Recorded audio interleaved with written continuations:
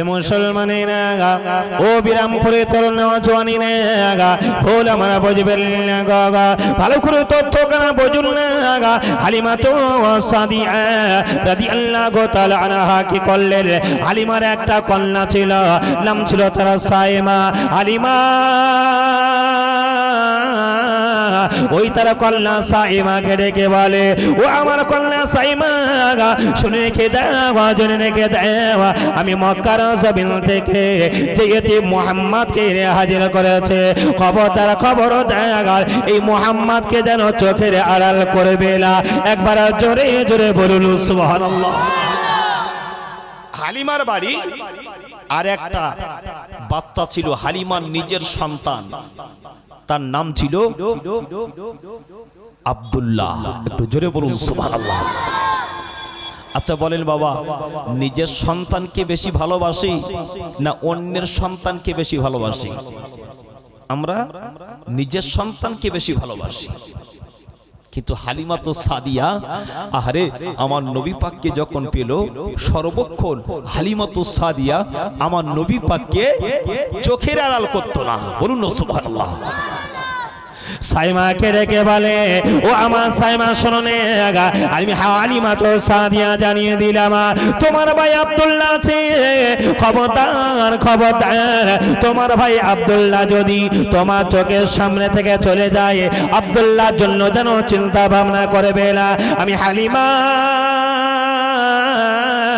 তোমাকে দায়িত্ব দিয়ে দিলাম, মক্কার জমিন থেকে যে মুহাম্মদ ইবনে আব্দুল্লাহকে এনেছে, এই মুহাম্মদ বিন আব্দুল্লাহকে খবরদার চোখের আড়াল করবে না। আম্মাতুল হালিমা তো সাদিয়া রাদিয়াল্লাহু তাআলা হালিমার ঘরে কি করলেন গা, আমার নবীকে এত আদর যত্ন দেয়, এত ভালোবাসা দেয় গো, এত মোহাব্বত করেন, আমার নবীও হালিমাকে ভালোবেসে ফেললেন গা। লক্ষ্য করে দেখতে পাওয়া যায় আম্মা জান হালিমা তো সাদিয়া এক তারিখে দেখতে পাওয়া যায় মুহাম্মদ ইবনে আব্দুল্লাহকে নিজের কোলে বসে নিয়েছেন, আর হালিমা তো সাদিয়ার যে বাচ্চা ছিল ওই বাচ্চার নাম হলো আব্দুল্লাহ, আব্দুল্লাহকে ওপরে কোলে বসিয়ে নিয়েছেন হালিমা। লক্ষ্য করে দেখতে পাওয়া যায় গা, আমার নবীকে যখন দুগ্ধ পানের সময় হয়ে গেল, হালিমা তো সাদিয়া আমার নবীর জন্য তার নিজের একটা স্থান নির্ধারিত করে রেখেছিলেন। ওই স্থানটা হালিমার ডান দিকের স্থানটা আমার নবীকে পান করাতো, আর হালিমার বাম দিকের স্থানটা আব্দুল্লাহ তার বেটাকে পান করাতো। একবার জোরে বলুন সুবহানাল্লাহ। হালিমার বাম দিকের স্তনটা তার নিজের বেটাকে পান করাতেন, আর ডান দিকের স্তনটা আমার নবীকে পান করাতেন। বলুন সুবহানাল্লাহ। তো এক তারিখে না হালিমা তো সাদিয়া আমার নবীকে কোলে করে নিয়ে দুগ্ধ খাওয়ানোর জন্য ডান দিকের স্তনের পরিবর্তে বাম দিকের স্তনে মুখটা লাগিয়ে দিয়েছে। হালিমা দেখছে আমি অন্যান্য বারে ডান দিকের স্তনে যখন মুহাম্মাদের মুখটা লাগাতাম, মুখটা লাগাতে দেরি হতো, দুগ্ধটা টানতে দেরি করতো না, কিন্তু এদিনে মুহাম্মাদের মুখটা নিয়ে যখন আমার বাম স্তনে দিলাম, মুহাম্মাদ দুইটা ঠোঁট এক জায়গায় করে আছে, দুগ্ধ স্পর্শ করছে না। বলুন সুবহানাল্লাহ। কি নবী, সাধারণ নবী নয়। আমার নবী ওই হালিমার কোলে থাকাকালীনেতে নবী 1 বছর বয়সে আমার নবী বলে দিয়েছিলেন, হালিমা আমি মুহাম্মদ, আমার জন্য তো নির্ধারিত ডান দিকের স্তন আর বাম দিকের স্তনটা হলো আমার দুধ ভাই, নাম ছিল তার আব্দুল্লাহ। এই বাম দিকের স্তনের দুগ্ধটা খাওয়া আমার দুধ ভাই আব্দুল্লাহর জন্য নির্ধারিত। আমি মুহাম্মদ বাম দিকের স্তনে দুগ্ধটা পান করে আমি আমার দুধ ভাই আব্দুল্লাহর হক আমি নষ্ট করতে পারবো না। একটু জোরে বলুন সুবহানাল্লাহ। কি বুঝলেন? নবী দুগ্ধ পান করছে না, কারণ এটা আমার দুধ ভাইয়ের হক, আমি পান করব কেন? আচ্ছা বলেন, বর্তমান সময়ে বাপ মুমূর্ষ অবস্থায় বলে যাচ্ছে, বাবা তুই আমার বড় ছেলে, আমার 3টে মেয়ে আছে বা 4টে মেয়ে আছে, 2টো ছেলে আছে, তোরা ভাই আছিস, আমি যদি মারা যাই আমার জায়গা জমি অর্থ সম্পদ দোকান পেশারি যা আছে বাবা, আমি মারা যাবার পরে সকলকে একটু ভালো করে বন্টন টন্টন করে দিও, খবরদার যেন এদের সঙ্গে বেঈমানি করো না। আব্বা বলে গেল এক, আর আব্বা যখন মারা গেল, আব্বা মরে যাওয়ার পরে এ দুনিয়াতে এমন কিছু মানুষ আছে যারা বোনের হক ফাঁকি দেয়, আছে না নাই? আল্লাহু আকবার। বোনের হক ফাঁকি দিয়ে, ভাইয়ের হক ফাঁকি দিয়ে 24 ঘন্টা যদি মসজিদে কপালটা লাগিয়ে আল্লাহ আল্লাহ আল্লাহ আল্লাহ করি, কি গো সেজদা আল্লাহ কবুল করবে বলে মনে হয়? আল্লাহ বলে হুকুকুল্লাহ, হুকুকুল ইবাদ, একটা হলো আল্লাহর হক, একটা হলো হুকুকুল ইবাদ, একটা হলো বান্দার হক। ওরে বান্দা, তুই যতই নামাজ পড়িস, যতই রোজা করিস, যতই তুই হজ করিস, তুই যদি কাউকে আঘাত দিস, কারো হক নষ্ট করিস, আমি আল্লাহ তার হক নষ্ট করলে সে যতক্ষণ না ক্ষমা করবে, আমি আল্লাহ কিন্তু তোকে ছুটকারা ছাড় দেব না। নবীর আদর্শটা দেখেন। হালিমাতু সাদিয়া রাদিয়াল্লাহু তাআলা এইবারে সাইমাকে ডেকে বলে, ও সাইমা শোনো না, আমার গোয়াল ঘরের ভিতরে তাকিয়ে দেখো না, আমার গোয়াল ঘরের ভিতরে অনেক দুম্বা আছে, অনেক বকরি আছে। হালিমা সাইমাকে ডেকে জানিয়ে দেয়, গো যাও না এই দুম্বার পাল্টা নিয়ে, বকরির পাল্টা নিয়ে তুমি পাহাড়ি এরিয়াতে চলে যাও না গো, আমার দুম্বা উঠগুলো, আমার বকরি গুলো পাহাড় এরিয়ায় গিয়ে তাদেরকে খাদ্য খাবার খাইয়ে আনা গো। সাইমা আমার নবীর দুদু বলল গো, নাম ছিল তোর সাইমা। সাইমা গোয়াল ঘরের ভিতরে গেল, গোয়াল ঘরের ভিতরে গিয়ে দেখেন যে বকরি গুলো, যে খাসি গুলো, যে বকরি গুলো এত রোগন হয়ে গিয়েছিল, আমাদের হালিমাতু সাদিয়া সাইমাকে যখন পাঠিয়ে দিল, সাইমা গোয়াল ঘরের ভিতরে তাকিয়ে দেখে না গো, ও মা হালিমা, ও মা হালিমা শুনে রেখে দেয়, তাড়াতাড়ি করে এই দিকে এসো না, আমাদের যে খাসি ছিল, আমাদের যে বকরি ছিল, ওই বকরি গুলো এত রুগ্ন দুর্বল ছিল, আমাদের বকরি গুলো হাঁটা চলা করতে পারত না, মা গো একটুখানি গোয়াল ঘরের দিকে তাকিয়ে দেখো না। হালিমাতু সাদিয়া রাদিয়াল্লাহু তাআলা দৌড়ে দৌড়ে দৌড়ে দৌড়ে এসে ওই গোয়াল ঘরের দিকে তাকিয়ে দেখেন, ওই গোয়াল ঘরের ভিতরে যে সমস্ত বকরি গুলো দুর্বল ছিল, আমার নবীর পদবীর ওসিলাতে ওই দুর্বল দুর্বল বকরি গুলো আমার আল্লাহ তরু তাজা করে দিয়েছে।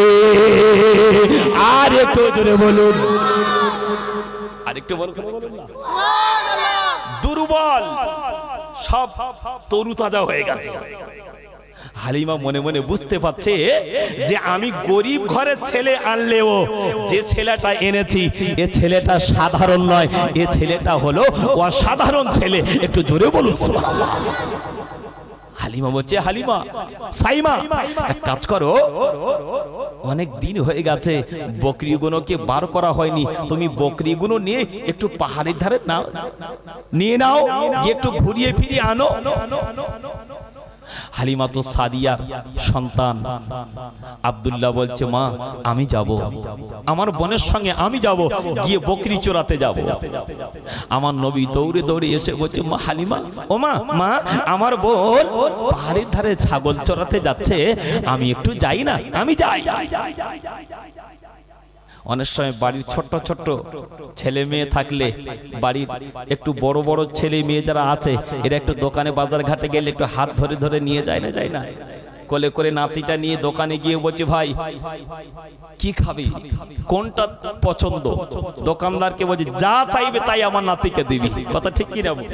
আবার গর্ব করে বলে, আমার নাতি যা পাকা, জি আমার নাতি যা পাকা, আমার নাতির মতো এই এলাকায় এত পাকা নাতি নাই।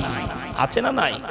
যে নাতি দেখবেন যত বদমাইশি করে, সেই নাতিটা দাদা নানি, দাদা দাদি, নানা নানির কাছে তত প্রিয় হয়ে যায়। ঠিক কি না?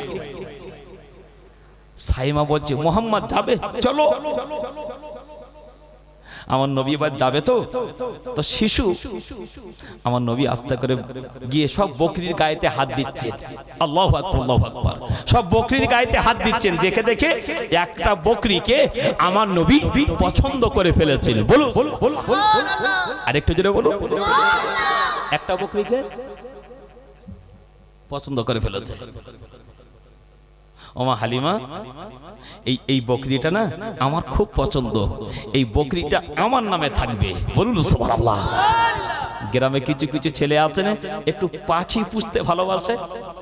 গ্রামে কিছু কিছু ছেলে আছে দেখবেন, জি বাচ্চা বাচ্চা বাড়িতে যদি খাসি বকরি থাকে সেটাকে খুব যত্ন করে, নিজের খাবারের টাকা দিয়ে ওই নিজের পোষ মানানো পাখি বলুন বকরি বলুন, জি এদেরকে খাবার খাওয়ায়, ঠিক কি না?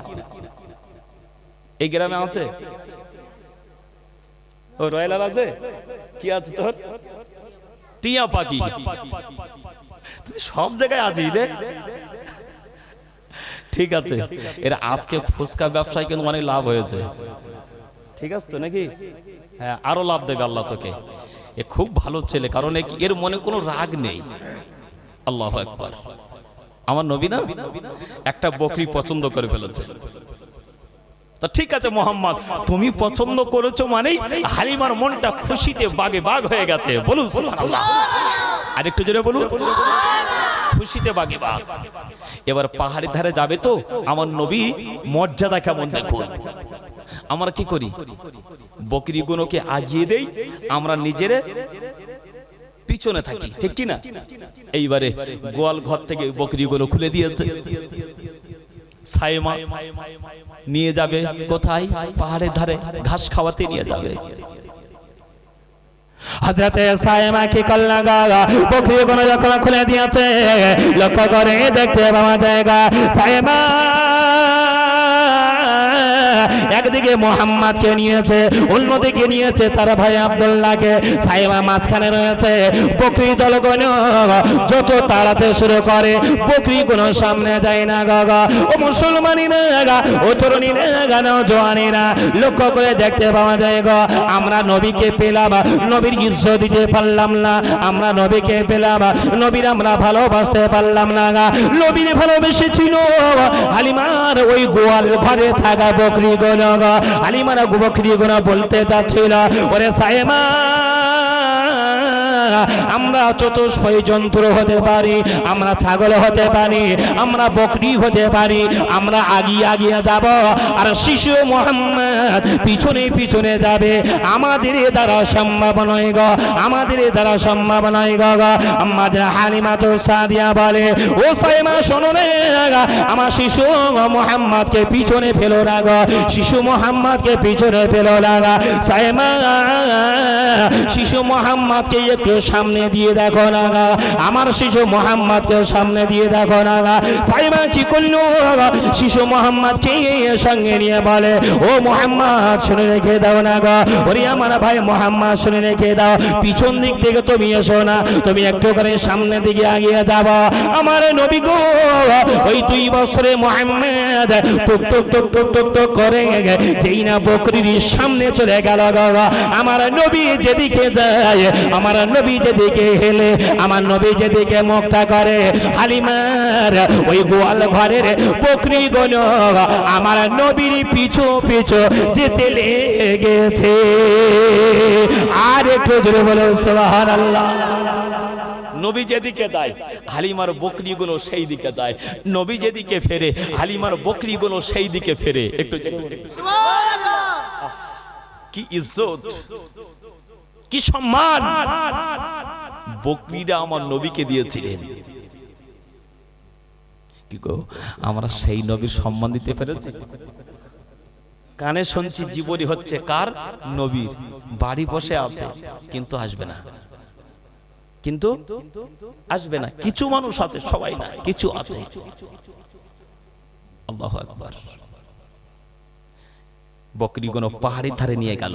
হালিমা বলছে মোহাম্মদ যেদিকে গেছে, সাইমা বলছে যে ওই দিকে না কোনো সবুজ লতা হয় না, তো মোহাম্মদ যাচ্ছে কেন? বেকার ওদিকে সবুজ হতে হয় না, পাথর আর বালি। সাইমা তাকিয়ে দেখে না গো, তথাপি কিছু বলে না। সাইমা মুহাম্মদ হাঁটতে হাঁটতে গো অনেকটা দূরে চলে গেল। ও বিরামপুরি তরুণীরা, কেমন নবী গো, আমার নবী পায়ের বরকত দেখল না। আমার নবী হাঁটতে হাঁটতে পাহাড়ের দিকে চলে গেল। লক্ষ্য করে দেখতে পাওয়া যায় যে পাহাড়ের পাশে জীবনে কোন রকমের সবুজ লতা জন্ম নিত না। সাইমা লক্ষ্য করে দেখতে পাওয়া যায় গো, মুহাম্মদ যেখানে গেল ওই জায়গাতে আমি সাইমা থেকে অবাক হয়ে গেলাম।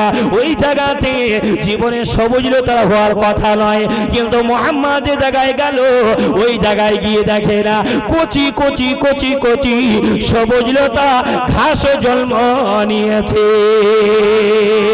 আমি হালিমাতু সাদিয়ার কল্লা, আমি সাইমা আমার বকরিগুলোকে চালিয়ে নিয়ে ওই জায়গায় নিয়ে গেলাম গো। চালিয়ে নিয়ে যাওয়ার পরে আমি লক্ষ্য করে দেখলাম আমার বকরিগুলো মাথা নিচু করে খেতে শুরু করেছে গো। সারাদিন খেলে পেটেরা যতটা না ভরপুর হয় সাইমা জানিয়ে দেয় গো, কিছু সময়ের ভিতরেতে আমার বকরি পালি না, এরা আর কিছু খেতে চাই না। অল্প টাইমেতে এই বকরিগুলো পেটগুলো ভরপুর হয়ে গেছে। সাইমা বকরিগুলো তাড়িয়ে নিয়ে বাড়ি থেকে রওনা দেয়। সাইমা তাকিয়ে দেখে না গো, ওই পাহাড়ি দাঁড়াতে ওই তাইফের আরো কিছু বকরি চড়ানেওয়ালারা ছিল। সাইমাকে জানিয়ে দেয়, ও সাইমা শোনো না, আমার সকাল থেকে নিয়ে সন্ধ্যা পর্যন্ত পাহাড়ের গলিতে গলিতে ঘুরি, একবারে পাহাড়ে যায় একবার ও পাহাড়ে যায়, আমরা তো সবুজ লতা পাইনি পাইনি পাইনি। আমাদের বকরিগুলো দুর্বল হয়ে যায়, ঘাস বলে কিছু পাওয়া যায় না, পানি বলে কিছু পাওয়া যায় না। ও সাইমা শোনো না, তুমি আজকে তোমার বকরির সঙ্গে করে নিয়ে কোন একটা বাচ্চা ছেলেকে নিয়ে এসেছো বলো না। সাইমা ওই সময় জানিয়ে দিয়েছিলেন বাবা, এ তাইফের মেয়েরা, ওরে তাইফের রাখালের, আমি সাইমা জানিয়ে দিলাম আমার সঙ্গে রয়েছে যে ছেলেটা, ওই ছেলেটা সাধারণ ছেলে নয়, এই ছেলেটা হলো আমার দুদু ভাই হালিমা, আমার দুদু ভাই মুহাম্মদ ইবনে আব্দুল্লাহ। আর একটু জোরে বলুন সুবহানাল্লাহ। বকরিগুলো খাইয়ে নিয়ে বাড়ি চলে এলো। হালিমা বলছে, সাইমা কি ব্যাপার, এত তাড়াতাড়ি করে বকরিগুলো নিয়ে চলে এলে? ওমা, মুহাম্মদ যেখানে পা দেয় সেখানেই সবুজ লতা পাওয়া যায়। বলুন সুবহানাল্লাহ।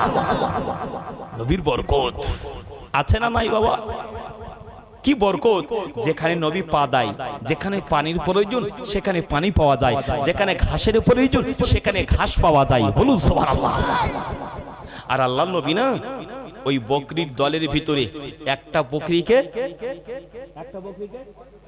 নিজের পছন্দ করে নিল। আল্লাহ নবী যেখানে যায় বকরিটা নিয়ে যায়, আল্লাহ নবী যেখানে খায় বকরিটা পাশে বসিয়ে খাওয়াই। বলুন সুবহানাল্লাহ। আমরা এমন করি না? করি না?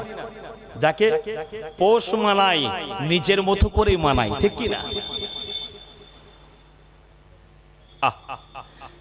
একদিন না আমার ঘুমিয়ে গেছে, নবী আমার ঘুমিয়ে গেছে। সাইমা বকরিগুলো নিয়ে সব বেঁধে দিয়েছে, আর বকরিটা পাশে ছিল, বুঝলেন না?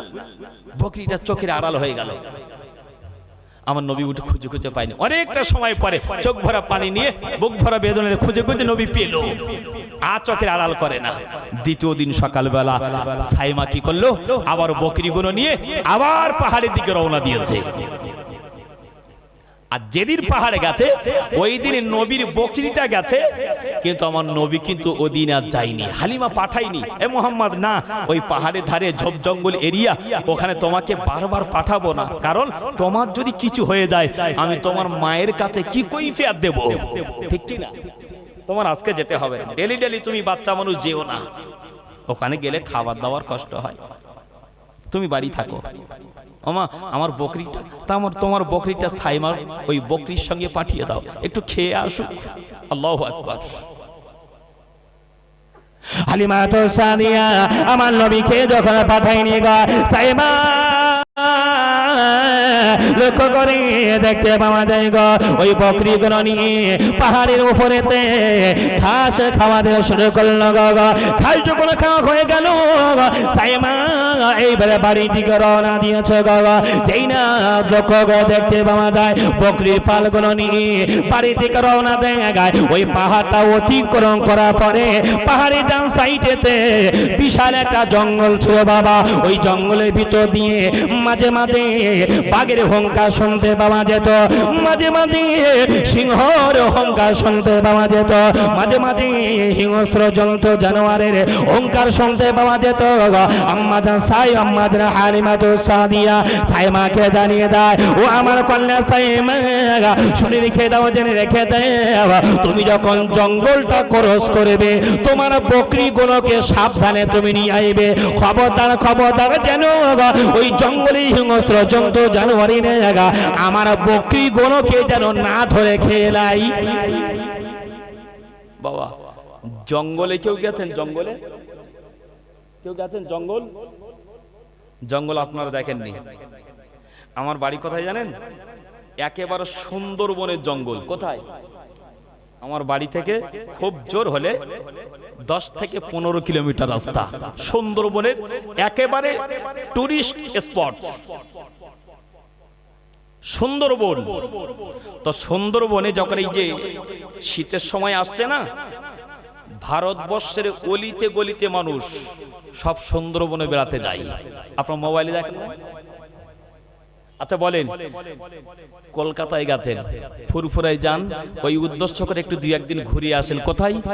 Victoria, Science City, Eco Park, Nicco Park. সঙ্গে যায় কোথায়? শীতকালে চিড়িয়াখানা। ভালো করে বুঝবেন, চিড়িয়াখানা। আচ্ছা বলে চিড়িয়াখানায় বাঘ আছে আর সুন্দরবন জঙ্গলের বাঘ আছে, এই দুটো বাঘ কি বাবা এক? এই চিড়িয়াখানার যে বাঘগুলো আছে ওদেরকে যদি একেবারে গ্রামে ছেড়ে দেওয়া হয়, 2-4টে কুকুর যদি পিছনে লাগে, হ্যাঁ, ও ছুট মারবে। আর একটু রাত্রে বেলা তো চতুর্থ সাইডে আওয়াজ হয় হুক্কা হুয়া, শিয়ালের ডাক।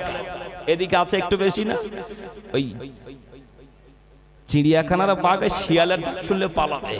কিন্তু বাবা ওই জঙ্গলের অরিজিনাল বাঘ যদি চোখের সামনে যদি একবার দেখেন না, 1 সপ্তাহ ঘুমাতে যাবেন, বাঘের চেহারাটা মনে উঠবে, বিয়াকার চেহারা। আল্লাহু আকবার।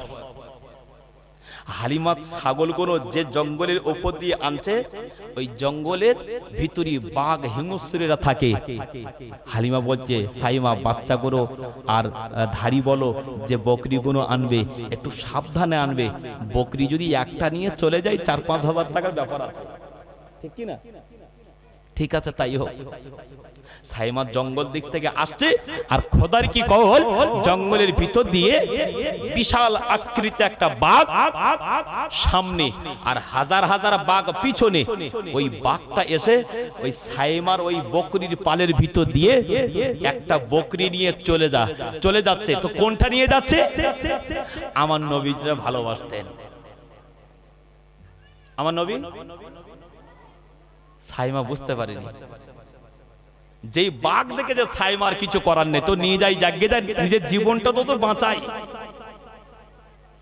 আল্লাহু আকবার। একটা বকরি নিয়ে চলে গেল। সাইমা কে বল না গো, চোখ ভরা পানি নিয়ে, বুক ভরা বেদনা নিয়ে সাইমা ওই বকরির পালগুলো নিয়ে গো হালিমাতু সাদিয়ার বাড়ি হাজির হয়ে গেল গো। হালিমাতু সাদিয়া বলে, ও সাইমা শোনো না, তোমার চোখে পানি কেন? ও আমার কন্যা সাইমা, তুমি কান্নাকারি করো কেন? মা গো, আমি সাইমা জানিয়ে দিলাম, আমি বকরির পালগুলো নিয়ে যখন জঙ্গলটা ক্রস করছি না, ওই জঙ্গলের ভিতর দিয়ে বিশাল সাইজের একটা বাঘ এসে আমি সাইমা আমার বকরির ভিতর ভিতর দিয়ে একটা বকরি নিয়ে চলে গেল। যেই বকরি নিয়ে চলে গেল, আমি সাইমা কোনো দিকে না তাকিয়ে বাকি বকরিগুলো তাড়িয়ে বাড়িয়ে এনে হাজির হয়ে গেছে। লক্ষ্য করি দেখতে পাওয়া যায় আমার নবী কোথায় ছিল গো। দৌড়ি দৌড়ি দৌড়ি দৌড়ি এসে বলে, সাইমাকে জানিয়ে দেয়, সাইমা তোমার এই বকরি পালের ভিতর দিয়ে একটা বকরি নিয়ে চলে গেছে। ও সাইমা বোন শোনো নে, আমার বকরিটা কোথায় ভালো লাগা। সাইমা বকরিটাকে এবারে খোঁজাখুঁজি করে, সব বকরি আছে। লক্ষ্য করে দেখতে পাওয়া যায় আমার মাহারা নবী গো, আমার বাবার নবী, আমার ইয়তিম নবী গো, বিশ্বজা নবী গো।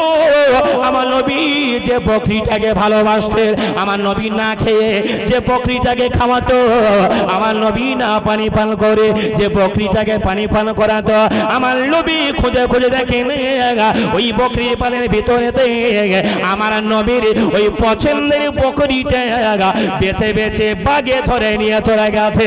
আমার নবীর চোখ ভরা পানি এসে গেল, বুক ভরা বেদনা এসে গেল। ও আমার বোন সাইমা, আমি মুহাম্মদ জানিয়ে দিলে আমি কোনো কথা শুনবো না, আমার বকরি এনে দিতে হবে। বকরি যদি না এনে দাও আমি মুহাম্মদ খানা খাবো না। বকরি যদি না এনে দেয় আমি মুহাম্মদ পানি পান করে বলা। হালিমা আমার নবীকে ডেকে বলে, ও মুহাম্মদ শুনে রেখে দাও না গো, যে বকরিটা ওই জঙ্গলের ভিতরেতে বাঘেরা নিয়ে চলে গেছে, ওই বকরি তো আর ফিরে পাওয়া যাবে না। হিংস্র জন্তু বাঘ ওই বকরি তো খেয়ে ফেলে দিয়েছে। মুহাম্মদ শোনো না, আমি তোমাকে এর তুলনা করে আমি একটা বকরি দেবো, তুমি চিন্তা করো না, চিন্তা করো না। অনেক বুঝিয়ে শুনিয়ে আমার নবীকে কোলের কাছে নিয়ে আমার নবীকে ঘুম পড়িয়ে দিল। আমার নবী তো বোঝ মানে না। হালিমাকে ডেকে বলে, ও হালিমা শোনে, আমি কোনো কথা শুনবো না, যে বকরিটা পছন্দ আমার ছিল আমার ওই বকরিটা এ দরকার। জোরে বলুন। বাচ্চাদের জেদের কাছে আমাদের জেদ টিকবে বলে মনে হয়? বাচ্চা যদি বলে এই মুহূর্তে আমার এই জিনিসটা কিনে দিতে হবে, আর আমরা বাচ্চাদেরকে এত ভালোবেসে বেসে বেসে বেসে এত মাথায় তুলে ফেলেছি, হ্যাঁ বললে আর না করানোর জায়গা নেই। কারণ কি, বাচ্চাকে ভালোবাসার সময় ভালোবাসা দেন। শুধু যদি বাচ্চাকে ভালোই বাসা দেন, ও বাচ্চা মানুষ হবে না। বাচ্চাকে না মাঝে মাঝে একটু গাইটে একটা টাইটে রাখতে হয়। কারণ কি, কারণ হলো যে বাচ্চাকে দেখবেন বেশি আশকারা দেবেন না, ভালোবেসে বেসে ওই বাচ্চার কাছে আপনি ভাত পাবেন না, আপনি লিখে রেখে দেন। আর আমরা বাচ্চাদেরকে অতিরিক্ত ভালোবাসা দিয়ে ফেলি, হ্যাঁ তা হ্যাঁ, না তা না। আল্লাহু আকবার, আল্লাহু আকবার। আমার নবী বলে, হালিমা তুমি যতই ঘুম পড়াও, আমার যে বকরি হারিয়েছে ওই বকরিটাই আমার চাই। একটু জোরে বলুন সুবহানাল্লাহ। একসঙ্গে বললেন না সুবহানাল্লাহ? আচ্ছা, এটা কি সম্ভব বকরি আর ফিরে আসবে বলে মনে হয়? বাগের গালে যে জিনিস একবার যায় আর ফিরে আসে, কি বলেন আপনারা? বুঝিয়ে শুনিয়ে নবীকে ঘুম পড়িয়েছে, কিন্তু নবীর টার্গেট বকরি আমি আনবো। জোরে বলুন।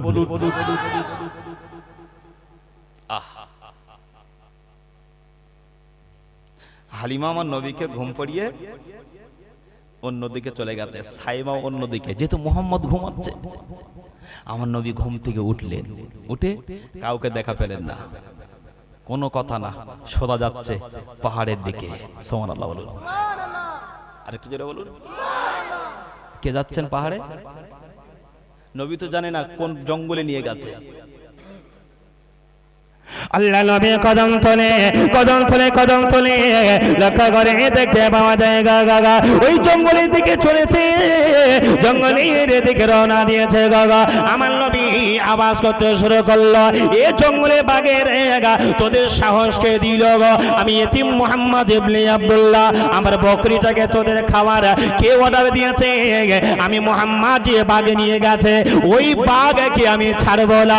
জোরে বলুন সুবহানাল্লাহ। আমার নবী একবার এ পাহাড়ের দিকে যায়, একবার ও পাহাড়ের দিকে যায়, একবার এ জঙ্গলের দিকে যায়, একবার ও জঙ্গলের দিকে যায়। ও বিরামপুরী তরুণীরা, কোন নবীর জন্য নবী জীবনী দিয়েছে? আমার নবী সাধারণ নবী নয় গো, আমার আল্লাহ পাক আল্লাহ তাআলা জানিয়ে দেয় গো, আমার আল্লাহ পাক জানিয়ে দেয় ও মা আরসালনাকা ইল্লা রাহমাতাল লিল আলামিন। ও বিরামপুরের তরুণীরা, আমার নবী শুধু মানুষের জন্য নবী নয়, আমার আল্লাহ পাক আল্লাহ তাআলা জানিয়ে দেয় গো, আমার নবীকে আমি আল্লাহ পাক আল্লাহ তাআলা আসমানের জন্য নবী করলাম, জমিনের জন্য নবী করলাম, চন্দ্রের জন্য নবী করলাম, সূর্যের জন্য নবী করলাম না গো, মানুষের জন্য নবী করলাম, চতুষ্পয়ী জন্তুর জন্য আমি আল্লাহ পাক আল্লাহ তাআলা আমার নবীকে আমি আল্লাহ পাক আল্লাহ তাআলা আমি নবী বানিয়ে দিয়েছি। শুধু নবী বানাই নাই, আমার নবীকে আমার আল্লাহ পাক আল্লাহ তাআলা দয়ার নবী করে পাঠিয়েছিলেন গো।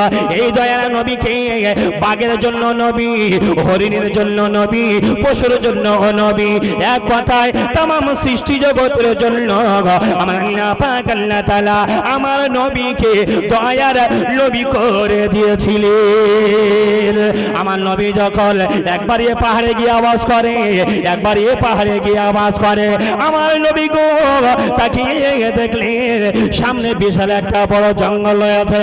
আমার নবী আর কাউকে পরোয়া করলেন না, কাউকে তিনি আর খোঁজ খবর নিলেন না। নবী চিন্তা করলেন এই যে জঙ্গল দেখতে পাওয়া যায়, আমার নবী মনে মনে ভাবলেন যদি বাঘেরা যদি বকরি নিয়ে যায় এই জঙ্গলের ভিতরে নিয়ে যাবে। আমার নবী কি করলেন? জঙ্গলের ভিতরে নেমে গেল। আমার নবী জঙ্গলের ভিতরে নেমে গিয়ে বলে এই জঙ্গলে হিংস্র জন্তু জানোয়ারি রে, ওরে হিংস্র পশু রে, এই জঙ্গলে বাঘেরা রে, আমি মুহাম্মদ এসেছে, তোরা যদি বাঁচতে চাস মুহাম্মাদের বকরিটাকে ফিরিয়ে দে। একবার জোরে বলুন, আরে হালিমা এবারে বাড়ি এসে দেখে না বিছানা খালি, মুহাম্মদ নাই। জোরে বল সুবহানাল্লাহ, আরেকটু মন খুলে বলুন সুবহানাল্লাহ। হালিমা দৌড়ে গিয়ে সাইমাকে ডেকে বলে সাইমা, আমি ভেবেছি মুহাম্মদ তোর কাছে, মুহাম্মদ কই? সাইমা বলছে মা না তো, মুহাম্মদ ঘুমাচ্ছে বলে আমি চলে এলাম, মুহাম্মদ কোথায়? সাইমা বলছে মা মুহাম্মদ কোনো জায়গায় যায়নি, মুহাম্মাদের সেই প্রিয় বকরিটা ওই বাগে নিয়ে গেছে না, নিশ্চিত যদি যাই সেখানে গেছে। হালিমা বলছে আমি তোমার কাছে মাঝে মাঝে দিই না বাগের ভয়ে, আর মুহাম্মদ যদি একা যায় ও বকরিও খেয়েছে মুহাম্মদকেও খাবে, আর মুহাম্মদকে যদি খেয়ে ফেলে আমি হালিমা আমিনার কাছে কি কৈফিয়ত দেব? আমিনা তো স্বামী হারা, ঠিক কি না? কি করা যাবে? আর মুহাম্মদ মনে হয় মুহাম্মদকে পাবো না। হালিমা তো সানিয়া পাগলিনীর মতো হয়ে গেল। সাইমাকে রেখে বলে সাইমা চল না, জলদি করে চল না রে, আমার মুহাম্মদ কোথায় গেল, আমার মুহাম্মদ কোথায় গেল? ও মুসলমানেরা, এদিকে হালিমা তো সাদিয়া একবার পাগলিনীর মতো হয়ে গেল, নিজের মাথা চুলটা নিজে ধরে ছেড়ে আল্লাহ আমার যদি বাচ্চার কোনো ক্ষতি হতো আল্লাহ আমি নিজেকে বুঝ দিত, আল্লাহ আমি এতিম মুহাম্মদকে এনেছে মক্কার জমিনেতে, আমি আমিনার কি কৈফিয়ত দেব গো? চোখ ভরা পানি নিয়ে, বুক ভরা বেদনা নিয়ে ও মুসলমানেরা, ও তরুণ জওয়ানেরা, আমার নবীকে তালাশ করে, আমার নবীকে পাওয়া যায় না গো। লক্ষ্য করে দেখতে পাওয়া যায় হালিমা নবীকে খুঁজতে শুরু করলো, আর এদিকে আমার নবী জঙ্গলের ভিতরে চলে গেল।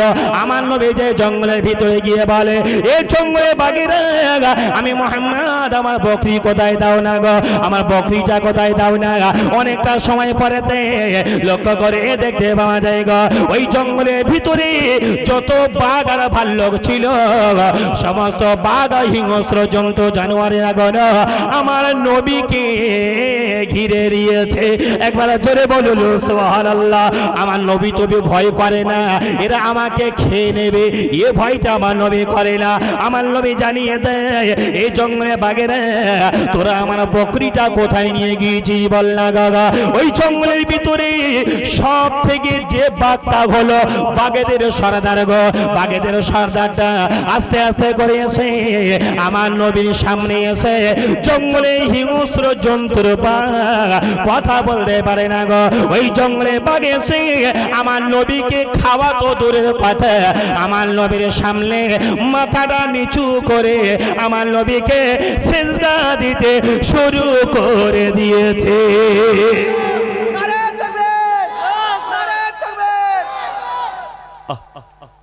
সব বাঘেরা নবীর কদমে সেজদায় পড়ে গেছে।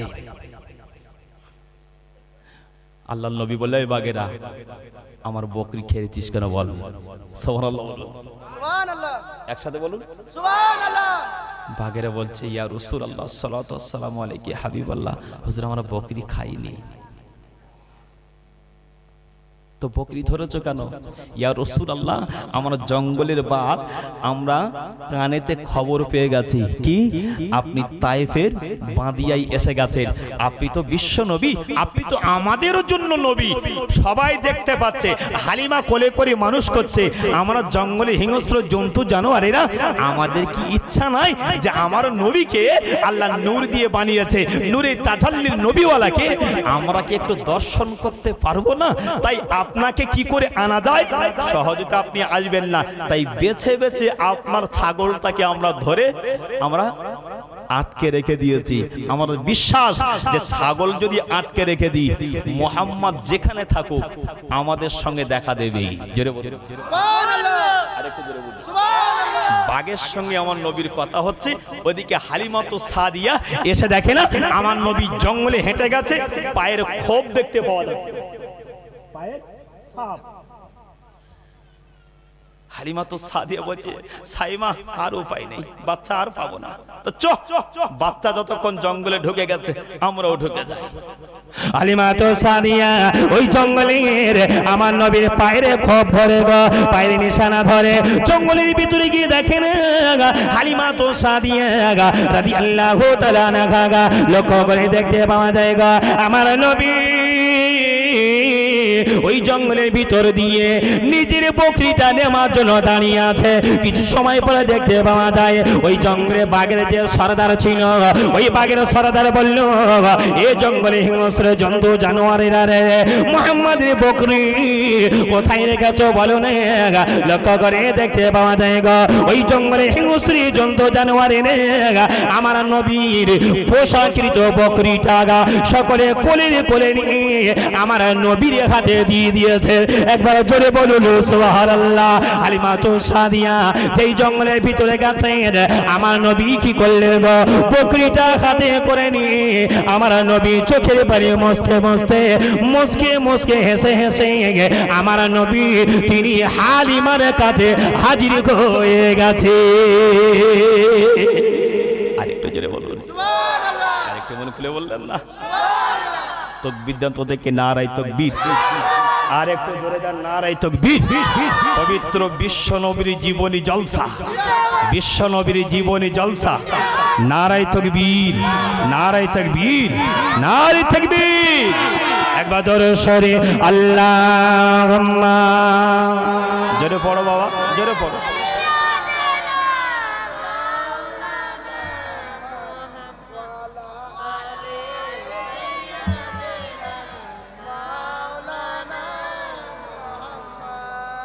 অসুবিধা হচ্ছে?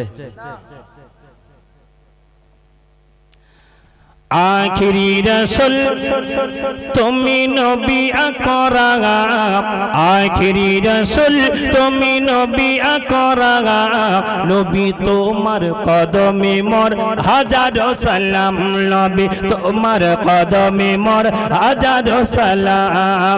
আখিরি রাসূল তুমি নবী আকরাম, তোমার কদমে মোর হাজারো সালাম। নারায়ে তাকবীর। নবীর জন্য সর্বক্ষণ সালাম আছে না নাই? আছে না নাই? আছে। যে নবীকে সালাম দেবে আল্লাহ পাক, নবী যদি প্রকৃত উম্মত হয়, আমার নবী তার সালামের উত্তর মদিনার সবুজ গম্বুজ থেকে দিয়ে দেন। জোরে বলুন, আর একটু জোরে বলুন। এই কবি বলছে আখিরি রাসূল তুমি নবী আকরাম, আখিরি রাসূল তুমি নবী আকরাম, তোমার কদমে মোর হাজারো সালাম, নবী তোমার কদমে মোর হাজারো সালাম। বনের ঘরের আসমান জমিন সবাই তোমার দিবানা, বনের ঘরের আসমান জমিন সবাই তোমার দিবানা। ওই আকাশের মেঘমালা ছায়া তোমায় করেছে, মিশকে আতর জাগার গায়ের গাম, মিশকে আতর জাগার গায়ের গাম। নবী তোমার কদমে মোর হাজারো সালাম, নবী তোমার কদমে মোর হাজারো সালাম। আখিরি রাসূল, আখিরি রাসূল তুমি নবী আকরাম, তোমার কদমে মোর হাজারো সালাম, নবী তোমার কদমে মোর হাজারো সালাম। নারে তাকবীর। আবু বকর উসমান ওমর সবাই তোমার দিবানা, আবু বকর উসমান ওমর সবাই তোমার দিবানা। বুক গরম পাথর বেলাল নবীজিকে ভোলে না, অন্তরে গেঁথেছি, অন্তরে গেঁথেছি নূর নবীর নাম, অন্তরে গেঁথেছি নূর নবীর নাম।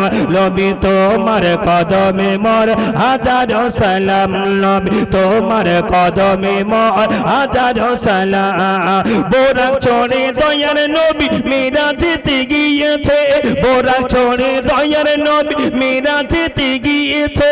পায়ের ধুলা আল্লাহর আর ধন্য সেদিন হয়েছে, বোরাক চড়ে দয়ার নবী মিরাজেতে গিয়েছে। পায়ের ধুলায় আল্লাহর আর ধন্য সেদিন হয়েছে। জান্নাতের রোমে রোমে, জান্নাতের রোমে রোমে লেখা নবীর নাম। সুবহানাল্লাহ। জান্নাতে কার নাম লেখা? কার নাম লেখা? হুর গলিমন্দির কপালে ভরুতে আমার নবীর নাম। জোরে বলুন, আরেকটা জোরে বলুন। জান্নাতের রোমে রোমে নবী লেখা তোমার নাম, তোমার কদমে মোর হাজারো সালাম, নবী তোমার কদমে মোর হাজারো সালাম। আখিরি রাসূল, আখিরি রাসূল তুমি নবী আকরাম, আখিরি রাসূল তুমি নবী আকরাম, তোমার কদমে মোর হাজারো সালাম, নবী তোমার কলিমা তোর হাজারো সালাম। কাকর পাথর জাগার প্রেমে কলমা দুধ পড়েছে, মোচকে হাসি দেখে কত বেদিন ঈমান এনেছে। মোরা জপি সব নূর নবীর নাম, মোরা জপি সব নূর নবীর নাম। নবী তোমার কদমে মোর হাজারো সালাম, নবী তোমার কদমে মোর হাজারো সালাম। আখিরি রাসূল, আখিরি রাসূল তুমি নবী আকরাম, নবী তোমার কদমে মোর হাজারো সালাম, নবী তোমার কদমে মোর হাজারো সালাম। আল্লাহুম্মা জুরি।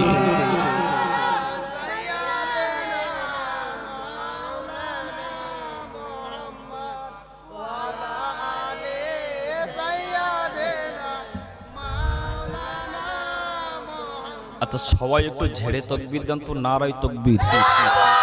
আচ্ছা তোরা একটু চুপ কর। পিছনে ভার নিচে সব যারা আছে ঝিমিয়ে আছে তো, আরে ঘোমটা দেয়া আছে কেন রে? আমি ভাসুর টাসুর না ভাই, ভর ঘোমটা দিস। আচ্ছা জোরে দাও নারায়ে তাকবীর। আচ্ছা আপনার চোখ করেন, যারা ভিআইপি মানুষ তারা একটু জোরে দিক নাকি?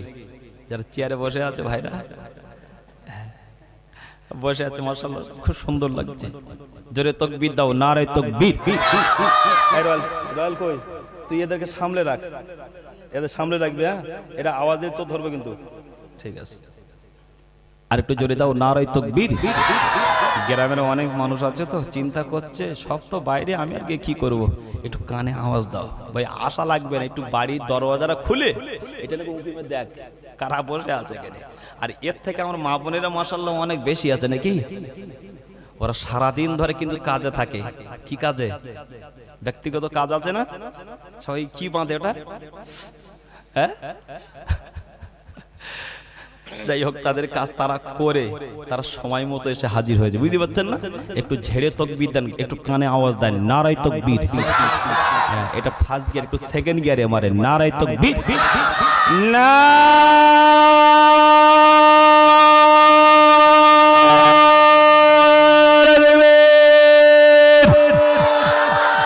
বাৎসরিক বিশ্বনবী জীবনী জলসা, বাৎসরিক বিশ্বনবী জীবনী জলসা, নারে তাকবীর, নারে তাকবীর। আল্লাহ, আলোচনা একটা হোক নাকি? এখন তো পানি গরম হয়নি।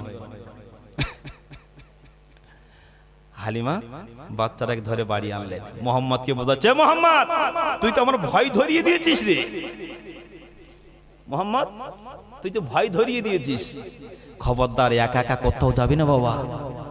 আমার নবী বলছে, মা হালিমা আমি যেখান যা ছাগলটা ফিরিয়ে এনেছি কিনা বলো। হালিমা বলছে, আমি তো বিশ্বাস যে আমার বকরি 10টা খেয়ে হজম করতে পারবে, আমার মোহাম্মদের নজর যেদিকে আছে, আমার মোহাম্মদের নজরটা কেউ খেয়ে হজম করতে পারবে না। আরে একটু বলে বলুন, হারাম টাকা চলে গেলে কষ্ট হয় না, হালাল কষ্টের টাকা রাত 3টার সময় উঠে ওই ফেরি করার জন্য গ্রামে ঘুরে ঘুরে হালাল টাকা ইনকাম করে আনলে ওই টাকা আমার মতো হুজুর যদি ধাপ্পা মেরে খেয়ে ফেলি, ও হজম করতে পারবো বলে অত সহজে না। হালিমা বলছে, আমি জানি বিশ্বাস তোর ছাগল খেতে পারবে না। অনেকটা দিন পার হয়ে গেল, নবীর বয়স এখন 2.5 বছর। কত? আর মক্কার নিয়ম হলো 2.5 বছর পর্যন্ত দুধ পান করানো। কত বছর? 2.5 বছর। এখনো 2.5 বছরের নিয়ম আছে, নিজের বাচ্চাকে 2.5 বছর পরে দুধ পান করাও। বাচ্চা যখন 2.5 বছর হয়ে যাবে, বাচ্চাটাকে তার নিজের স্তনটা দেখাবে না। নবী বলছেন, বাচ্চা যখন 10 বছর হয়ে যাবে, নবী বললেন স্বামী স্ত্রী খবরদার ওই 10 বছরের বাচ্চাটাকে তোমার বিছানায় যেন শয়ন করাবে না, ওর জন্য আলাদা একটা বিছানা করে দাও, কারণ ও যথেষ্ট জ্ঞান বুদ্ধি হয়েছে, ঠিক কি না, বোঝার ক্ষমতা হয়েছে, ওর বিছানাটা আলাদা করে দাও। না আমার বাচ্চা আমার পাশে না হলে আমার মন খারাপ লাগে, আমি থাকতে পারি না বাচ্চা ছাড়া। এখন আছে না নেই? হারাম কাজ করছো, হারাম কাজ করছো, বাচ্চাকে বিছানা আলাদা করে দাও। 2.5 বছর পরে আমিনার কাছে নিয়ে গেল। আমিনা একটা কথা বলবো কি বাবু, তোমার বাচ্চা আমার বাড়ি যেদিন গেছে সেদিন থেকে আমি হালিমা দুঃখ বলি, আমি হালিমা আমার বাড়ি আর কিছু নাই। একবার জোরে বলুন সুবহানাল্লাহ। আমিনা বলছে, তো কি হচ্ছে বউ?